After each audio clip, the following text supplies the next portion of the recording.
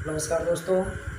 देखेंगे हम पिछले वीडियो में माइक्रोस्पोर का फॉर्मेशन कर लिए थे। माइक्रोस्पोर का बन गया था, पूर्ण रूप से पॉलन ग्रेन बनकर तैयार हो गया था।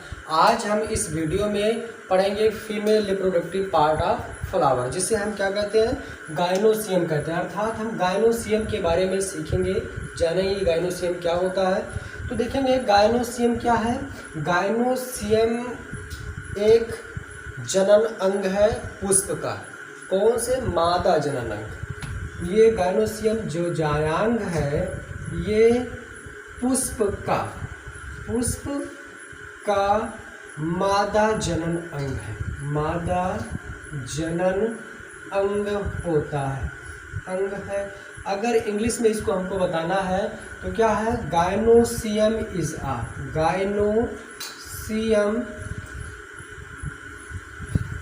Is a female reproductive part of flower. Female reproductive part of flower, समझ आया? गायनोसियम क्या है? गायनोसियम पुष्प का फीमेल रिप्रोडक्टिव पार्ट है। Gynoecium is a female reproductive part of flower. अब देखते हैं जो गायनोसियम हमारा है, इसी को हम अन्य कई नामों से जानते हैं। जैसे कहा जाता है कि हमारे शरीर का यूनिट जो है वो सेल्स है। ठीक उसी प्रकार से गायनोसियम जो है जिससे मिलकर बना होता है, उनको हम कई नामों से जानते हैं। अर्थात इस गायनोसियम का जो यूनिट होता है, जिससे गायनोसियम मिलकर बने होते हैं, उस यूनिट मीन्स इकाई, जिससे मिलकर गायनोसियम बनता है, उसी को हम क्या कहते हैं? पिस्टिल। क्या कहेंगे इंग्लिश में? पिस्टिल कहते हैं, या फिर कार्पेल कहते हैं, या इसी का दूसरा नाम है मेगा स्पोरोफिल भी कहते हैं। मेगा स्पोरोफिल कहते हैं। अगर हिंदी में इनका नाम हमको जानना है तो पिस्टिल को हम हिंदी में स्त्री केसर कहते हैं। क्या कहते हैं? स्त्री केसर। और कार्पेल को अंडप कहा जाता है, देखेंगे। और मेगा स्पोरोफिल को हम स्त्री बीजाणुपर्ण कहते हैं। क्या कहते हैं? स्त्री बीजाणुपर्ण कहा जाता है। अब हमने देखा कि गायनोसियम जो है उसकी जो यूनिट होती है, जिससे गायनोसियम पूर्ण रूप से मिलकर बनता है, उसको हम पिस्टिल, कार्पेल अथवा मेगा स्पोरोफिल के नाम से जानते हैं। अगर इसी में देखेंगे जो पिस्टिल हमारी होती है, उसकी एक संरचना, एक कार्पेल की जो संरचना यहाँ पर आपको ड्रा करके दिखाया गया है, इसी को हम गायनोसियम भी कह सकते हैं, क्योंकि गायनोसियम पिस्टिल से मिलकर बना होता है। तो एक ये पिस्टिल की पूर्ण रूप से संरचना होती है। तो इसमें देख लेते हैं, देखो इस पिस्टिल में जो फूला हुआ भाग होता है, निचला फूला हुआ पार्ट जो होगा, निचला फूला हुआ पार्ट क्या कहलाएगा? ओवरी। क्या कहलाएगा? ओवरी, जिसे हम हिंदी में अंडाशय कहते हैं। यहाँ आपको दिखाया भी गया है। देखिए जो ये फूला हुआ पार्ट है पिस्टिल का, उसे हम क्या कहते हैं? ओवरी कहते हैं या अंडाशय कहते हैं। अब इस ओवरी के ऊपर एक नली के समान संरचना लगी हुई है। ओवरी के ऊपर एक नली के समान संरचना, अर्थात जो नली समान संरचना है, उस संरचना को ट्यूब लाइक स्ट्रक्चर, जिसे इंग्लिश में क्या कहते हैं? Tube like structure. अगर ट्यूब लाइक स्ट्रक्चर जो दिखाई पड़ रहा है, उस स्ट्रक्चर को हम क्या कहते हैं? स्टाइल कहते हैं। क्या कहेंगे? स्टाइल। वर्तिका कहते हैं, हिंदी में क्या कहेंगे? वर्तिका कहते हैं। और इस वर्तिका के ऊपर घुंडी के समान, किसके समान? घुंडी के समान या छत्रनुमा संरचना होती है जिसे हम क्या कहते हैं, स्टिग्मा कहते हैं। इसको क्या कहेंगे, स्टिग्मा कहते हैं। हिंदी में इसको हम वर्तिकाग्र कहते हैं। क्या कहेंगे हिंदी में, वर्तिकाग्र कहते हैं। देखेंगे इसी स्टिग्मा पर पॉलन ग्रेन आकर रुकते हैं। इसी स्टिग्मा पर पॉलन ग्रेन आकर रुकते हैं। अब हमने देख लिया कि एक पिस्टिल में मुख्य रूप से 3 संरचनाएं होती हैं, ओवरी, स्टाइल और स्टिग्मा। अब हमको कुछ ओवरी के अंदर जब हम देखते हैं तो ये जो संरचना दिखाई पड़ रही है उसे हम क्या कहते हैं, वयूल कहते हैं। ओवरी के अंदर जो संरचना दिखाई पड़ रही है उसे हम वयूल कहते हैं, हिंदी में जिसे हम बीजांड कहते हैं। ये कौन सी संरचना हमारी, जो ये संरचना इसके अंदर दिखाई पड़ रही है, इस संरचना को हम वयूल कहते हैं। क्या कहते हैं, वयूल। अब इसी जो हमारा ये पिस्टिल होता है, इस पिस्टिल की जो संरचना है वो संरचना आपको पता चल गया कि पिस्टिल में मुख्य रूप से 3 संरचनाएं होती हैं जिसे हम क्या कहते हैं, ओवरी, स्टाइल और स्टिग्मा। अब देखते हैं कि कुछ पौधों के गायनोसियम में एक या एक से अधिक पिस्टिल होते हैं। कुछ पौधों के पिस्टिल में, गायनोसियम में एक या एक से अधिक पिस्टिल होते हैं। अगर गायनोसियम में एक पिस्टिल होता है, गायनोसियम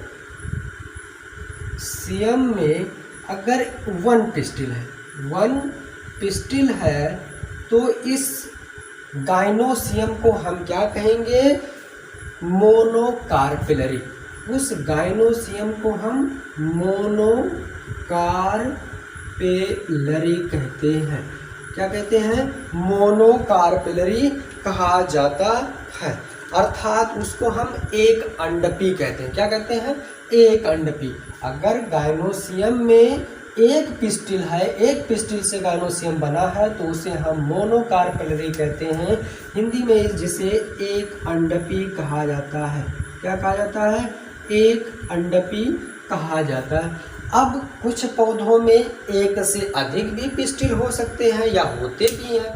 तो अगर एक से अधिक पिस्टिल होते हैं, 1 or more अगर पिस्टिल है, 1 or more अगर पिस्टिल किसी प्लांट के गायनोसियम में है तो उस प्रकार के हम गायनोसियम को मल्टीकार्पेलरी कहते हैं। क्या कहते हैं, मल्टीकार्पेलरी कहा जाता है। क्या कहा जाता है, मल्टीकार्पेलरी कहते हैं। बहुअंडपी। क्या कहते हैं, बहुअंडपी, हिंदी में बहुअंडपी कहा जाता है। तो ये 2 वर्ड हैं, एक आपका मोनोकार्पेलरी और दूसरा आपका मल्टीकार्पेलरी। अगर किसी गायनोसियम में एक पिस्टिल है, 1 कार्पेल है, तो उसे हम मोनोकार्पेलरी कहेंगे। अगर एक से अधिक कार्पेल है, अधिक पिस्टिल है, तो उसे हम मल्टीकार्पेलरी कहते हैं। ये बात आपको समझ में आ गई होगी। तो खैर अब आगे चलते हैं। देखेंगे अगर यही जो पिस्टिल या कार्पेल है, चलो ये समझ लेते हैं। अगर यही जो पिस्टिल या कार्पेल है स्वतंत्र अवस्था में होते हैं, अगर एक होता है तब तो वो स्वतंत्र होगा ही, लेकिन अगर एक से अधिक है और स्वतंत्र अवस्था में है या आपस में जुड़े हुए होते हैं तो उसको हम कुछ दूसरा नाम से जानते हैं। अब वो नाम क्या है, आइए देख लेते हैं। अगर जब कार्पेल आपस में जुड़े होंगे, अगर कार्पेल आपस में जुड़े हुए होते हैं, कार्पेल अगर जुड़ा हुआ होगा, कार्पेल आपस में अगर जुड़ा हुआ होगा तो इस प्रकार की संरचना को हम सिंकार्पस कहते हैं। क्या कहते हैं, सिंकार्पस, SYNCARPOUS, सिंकार्पस कहते हैं। हिंदी में जिसे युक्त अंडपी कहते हैं, युक्त अंडपी कहा जाता है। समझा गया। अगर कार्पेल जो है एक से अधिक कार्पेल है और आपस में जुड़े हुए हैं तो इस प्रकार के हम कार्पेल को, पिस्टिल को सिंकार्पस कहते हैं। अगर ये फ्री है, अगर ये कार्पेल एक दूसरे से जुड़े नहीं है, स्वतंत्र है, क्या है, स्वतंत्र है, फ्री है, तब इसको हम क्या कहेंगे, एपोकार्पस कहते हैं। तब क्या कहते हैं इसको हम, एपोकार्पस। तब इस प्रकार की संरचना को हम एपोकार्पस कहते हैं, जिसे पृथक अंडपी कहा जाता है। जिसे क्या कहते हैं, पृथक अंडपी। समझ आ गया। अगर एक जो कार्पेल, एक गायनोसियम में अगर कार्पेल स्वतंत्र अवस्था में है तो उसको हम एपोकार्पस कहेंगे। क्या कहेंगे, ये एपोकार्पस कहेंगे या पृथक अंडपी, या इसी को हम वियुक्त अंडपी भी कहते हैं, वियुक्त अंडपी। तो आपको ये गायनोसियम के बारे में समझ में आ गया होगा। गायनोसियम क्या है, गायनोसियम फ्लावर का रिप्रोडक्टिव पार्ट है, फीमेल रिप्रोडक्टिव पार्ट है। और जो गायनोसियम होता है वो कई पार्ट, उसके यूनिट, उनके यूनिट को हम कई नाम से जानते हैं, जैसे पिस्टिल, कार्पेल या मेगा स्पोरोफिल कहते हैं। ये पिस्टिल जो होते हैं, इसी पिस्टिल के आधार पर किसी अगर गायनोसियम में एक पिस्टिल है तो उसे हम मोनोकार्पेलरी कहते हैं, एकांडपी कहते हैं। अगर एक से अधिक पिस्टिल है तो उसे हम मल्टी कार्पेलरी कहेंगे, बहुअंडपी कहेंगे। अगर यही कार्पेल एक या एक से अधिक होगा तो उनमें जाहिर सी बात है या तो स्वतंत्र अवस्था में होंगे या आपस में सारे जुड़े होंगे। अगर वो स्वतंत्र अवस्था में होते हैं तो उसे हम एपोकार्पस कहते हैं, अगर वो जुड़ा हुआ है तो उसे हम सिंकार्पस कहते हैं। ये चीज़ आपको समझ में आ गया। अब देख लेते हैं जो ओवरी के अंदर ये वयूल है, जो ओवरी के अंदर वयूल संरचना है, इस वयूल का बहुत ही महत्वपूर्ण योगदान है फीमेल रिप्रोडक्टिव पार्ट में, क्योंकि इसी वयूल के अंदर एग का फॉर्मेशन होता है। तो अब हम क्या करेंगे, इस वयूल की विस्तृत संरचना के बारे में पढ़ेंगे और उसमें कौन कौन सी संरचनाएं होती हैं, उसमें कौन कौन सी सेल्स होती हैं, देख लेते हैं क्या क्या संरचनाएं उसमें होंगी।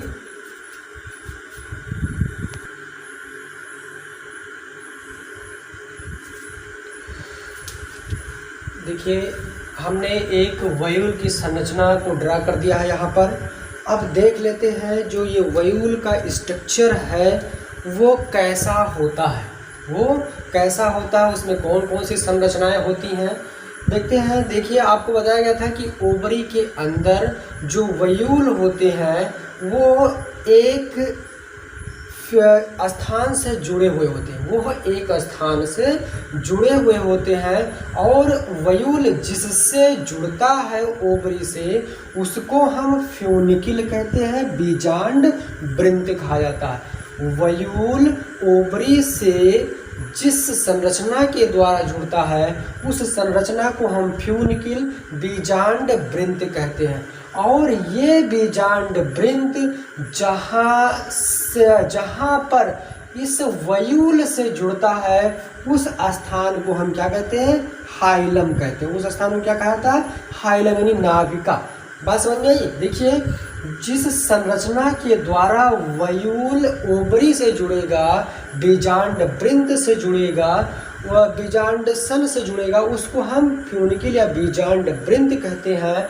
और यह बीजांड वृंत फ्यूनिकिल जिस स्थान पर ओवरी से वयूल से जाकर मिलता है उस स्थान को हम हाइलम कहते हैं, नाभिका कहते हैं। बात समझ में। आप देखेंगे इस वयूल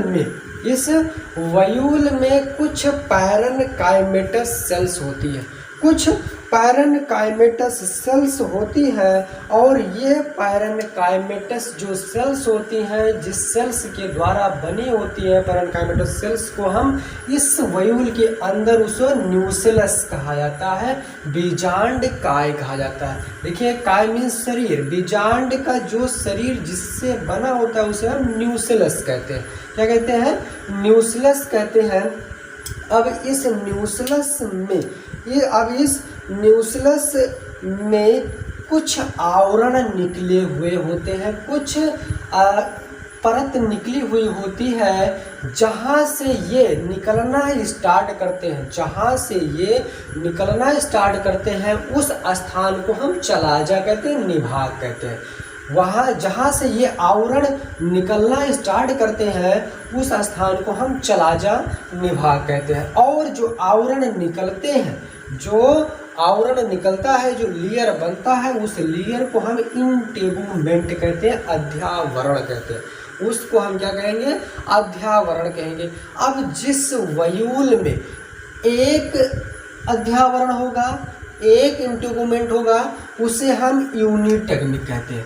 जिसमें वन इंटेगुमेंट होगा, वन यानी एक इंटेगुमेंट होगा, इंटेगुमेंट होगा, उसको हम क्या कहेंगे? यूनिटेगमिक।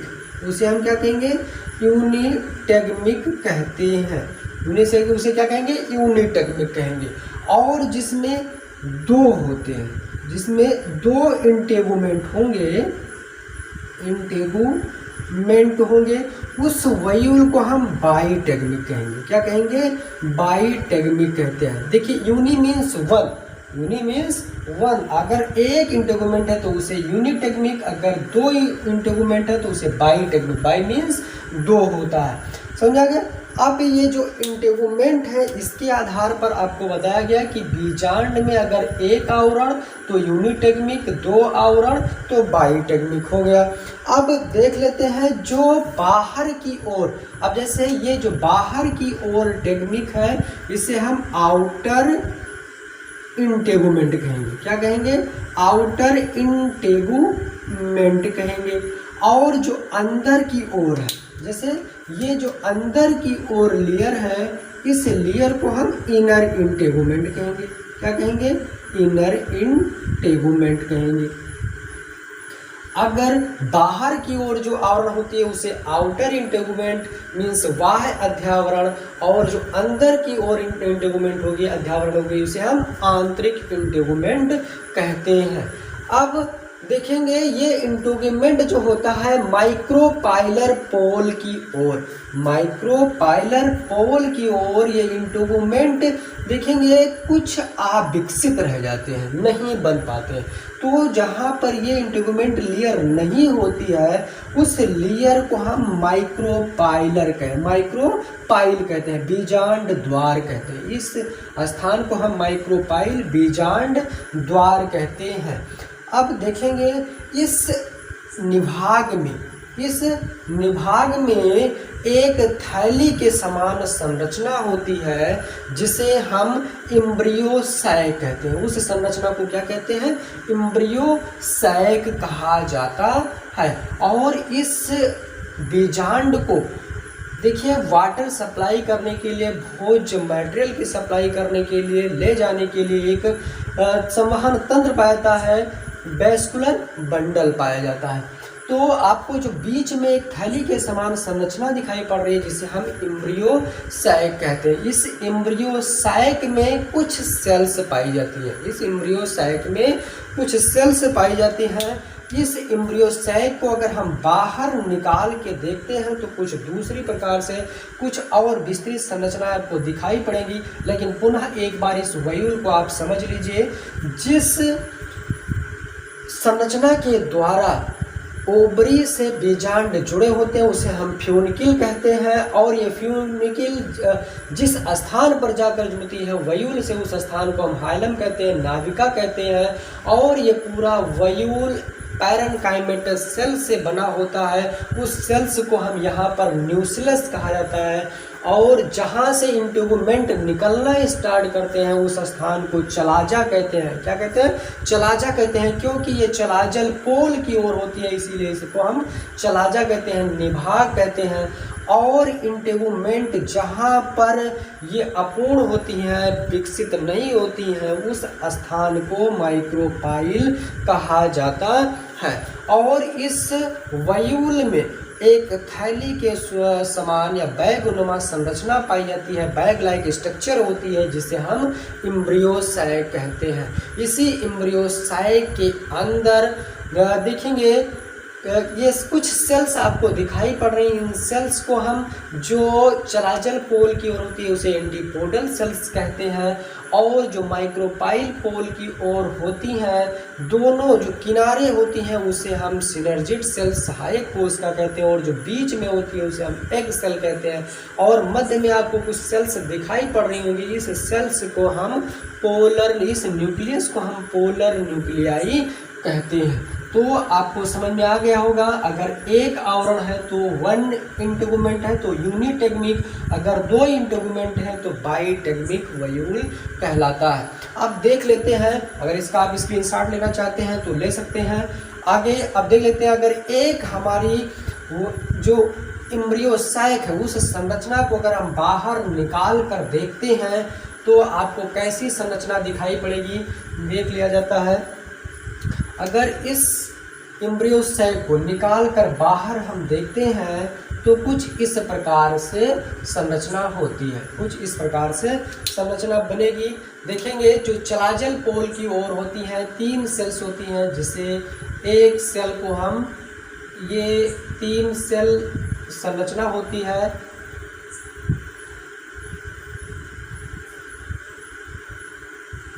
इस सेल्स को जो चलाजा की ओर होती हैं, जो चलाजा की ओर होती हैं, इन सेल्स को हम एंटीपोडल सेल कहते हैं। क्या कहते हैं?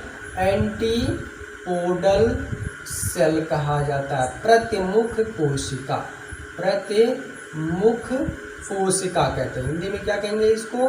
प्रतिमुख कोशिका कहा जाता है। और बीच में 2 केंद्रक होते हैं जिसे हम क्या कहते हैं? Polar nuclei. इन केंद्रक को हम पोलर न्यूक्लियाई कहते हैं, ध्रुवीय केंद्र। क्या कहा जाता है हिंदी में? इसको हम ध्रुवीय केंद्रक कहते हैं। और इस एम्ब्रियो साइक में माइक्रोपाइल की ओर 3 सेल्स होती हैं। बीच में जो सेल्स होती है उसका कुछ दूसरा नाम होता है, और जो किनारे दोनों सेल होती हैं उसका कुछ दूसरा नाम होता है।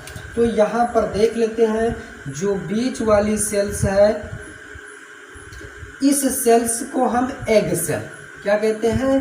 एग सेल कहते हैं, जिसे अंड कोशिका कहा जाता है, अंड कोशिका कहा जाता है। और जो दोनों किनारे पर सेल्स इसकी अंड कोशिका की सहायता कर रही हैं, एग सेल की सहायता करती हैं, उस सेल को हम सिनर्जिड सेल कहते हैं। क्या कहते हैं? सिनर्जिड सेल्स, सिनर्जिड सेल्स कहते हैं। क्यों कहते हैं? क्योंकि ये क्या करती है? एग सेल को सहायता प्रदान करती है, इसीलिए इनका नाम है सिनर्जिड सेल्स, सहायक कोशिका। क्या, कौन सी कोशिका? सहायक कोशिका। एक ये एम्ब्रियो सैक की पूर्ण रूप से विकसित क्या है? स्ट्रक्चर है, संरचना। एक एम्ब्रियो सैक जो होता है इसी प्रकार से आपको एम्ब्रियो सैक दिखाई पड़ता है। ये एम्ब्रियो सैक इस प्रकार से, जब हम इस वयूल से बाहर निकालकर इस संरचना को देखते हैं तब हमको इस प्रकार से ये दिखाई पड़ती है। अर्थात जो चलाजा की ओर 3 सेल्स होती हैं उसे एंटीपोडल सेल्स कहते हैं, प्रतिमुख कोशिका कहते हैं, और बीच में जो न्यूक्लियस होते हैं उन्हें हम पोलर न्यूक्लियाई कहते हैं, और नीचे की तरफ माइक्रोपाइल की ओर 3 सेल्स होती हैं। एक बीच में जो सेल होती है उसे हम एग सेल कहते हैं, अंड कोशिका कहा जाता है, और जो दोनों किनारे पर सेल होती है जो एग सेल की सहायता कर रही होती है उस सेल को हम क्या कहते हैं? सिनर्जिड सेल, सहायक कोशिका कहते हैं। अब आपको देखिए समझ में आ गया होगा पूरा स्ट्रक्चर, अर्थात मेगा स्पोरोफिल के बारे में, या जो आपका वयूल थी वो पूरी संरचना के बारे में जानकारी हो गया, और वयूल के अंदर जो बैगनुमा संरचना पाई जाती है उस संरचना को एम्ब्रियो सैक कहते हैं। एम्ब्रियो सैक में कौन कौन सी कोशिका पाई जाती है ये आपको जानकारी हो गया होगा। तो आज हमने क्या क्या चीज़ सीख लिया है? आज हमने सीखा कि गायनोसियम क्या होते हैं, और गायनोसियम के अंदर जो ओवरी होती है, उस ओवरी में जो फुला हुआ पार्ट ओवरी होती थी, उस ओवरी में ये वयूल पाया जाता है। उस वयूल के अंदर ये एम्ब्रियोसाइक होता है। इसी एम्ब्रियोसाइक के अंदर एग सेल का फॉर्मेशन होता है, जिसे हम फीमेल गैमेट कहते हैं। क्या कहते हैं? फीमेल गैमेट कहते हैं। अब हम नेक्स्ट वीडियो में पढ़ेंगे कि इस फीमेल गैमेट का फॉर्मेशन किस प्रकार से होता है। जो ये आपकी एंटीपोडल सेल्स बनी है और synergid cells, polar nuclei, egg cell, इनका फॉर्मेशन किस विधि से कैसे होता है, उस घटना को हम क्या कहते हैं, तो इसको हम नेक्स्ट वीडियो में देखेंगे। तब तक के लिए जय हिंद, थैंक यू।